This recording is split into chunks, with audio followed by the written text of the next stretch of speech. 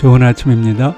오늘 주시는 하나님의 말씀은 누가복음 1장 26절에서 33절 말씀입니다.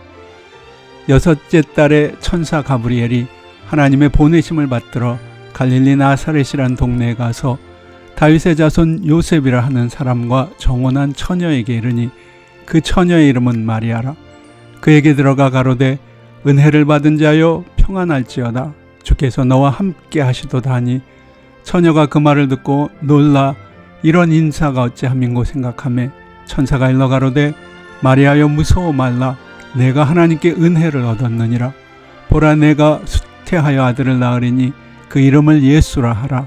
저가 큰 자가 되고 지극히 높으신 이의 아들이라 일컬을 것이요 주 하나님께서 그 조상 다윗의 위를 저에게 주시리니 영원히 야곱의 집에 왕노릇 하실 것이며 그 나라가 무궁하리라. 오늘의 제목은 은혜를 받은 자여입니다. 마리아는 경건한 여인이었습니다. 그녀는 주님을 사랑했고요. 오실 메시아를 갈망했습니다. 그러나 마리아는 특별한 여인은 아니었습니다.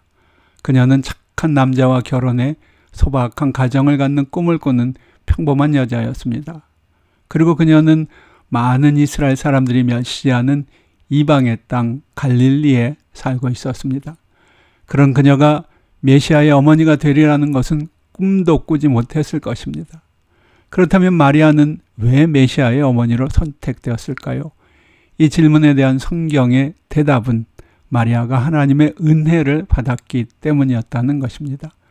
성경은 마리아가 메시아의 어머니로 선택된 것은 전적으로 하나님의 은혜였다고 반복해서 강조합니다. 마리아에게 나타난 천사는 먼저 마리아를 향해 은혜를 받은 자여 평안할지어다 라고 말합니다. 천사는 또 두려워하는 마리아를 향해 마리아여 무서워 말라. 네가 하나님께 은혜를 얻었느니라 라고 말합니다. 이렇게 거듭 하나님은 마리아에게 예수님의 어머니가 되는 것은 하나님의 은혜 때문이었다고 선언합니다.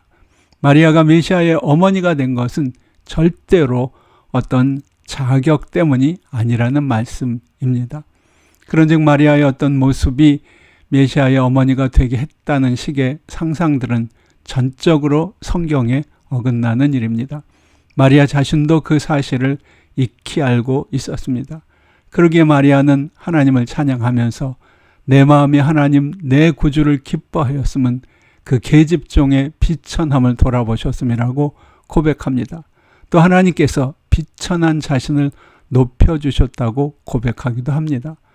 하나님께서 마리아를 부르시면서 반복해서 사용하신 말씀 은혜를 받은 자여라는 표현은 성탄의 의미를 가장 잘 보여주는 말씀이기도 합니다. 하나님은 아기 예수를 은혜를 받은 여인에게 주셨을 뿐만 아니라 은혜를 받은 모든 사람에게도 주셨습니다.